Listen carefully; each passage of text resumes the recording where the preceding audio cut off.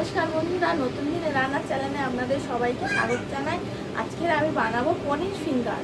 সম্পূর্ণ ভিডিওটা দেখতে থাকুন।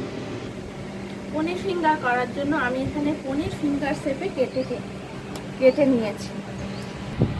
প্রথমে আমি ওই পিস করে রাখা পনিরগুলোতে নুন ও লঙ্কার গুঁড়ো ছড়িয়ে নেব, মাখিয়ে নেব।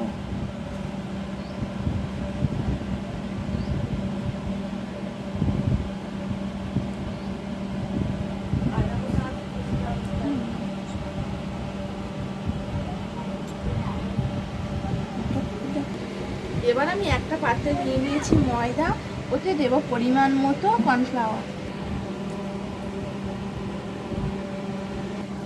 দিয়ে দেবো লবণ। এবার এগুলো আমি জল দিয়ে গুলে নেব।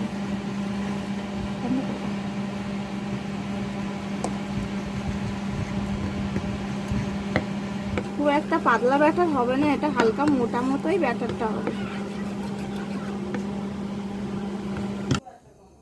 এবার ওই পনিরের পিসগুলো আমি ওই ময়দার ব্যাটারে চুবিয়ে নিয়ে এবার বিস্কুটের গুঁড়োতে আমি কোট করে নেব। একে একে আমি সবগুলো একইভাবে কোট করে নেব।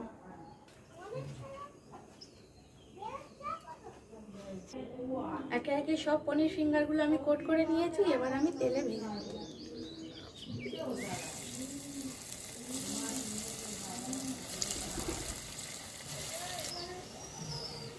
নেড়ে চেড়ে লাল লাল করে ভেজে তুলে নিলেই আমাদের রেডি পনির ফিঙ্গার। বাকি ফিঙ্গার পনিরগুলোও আমি একইভাবে ভেজে নেব।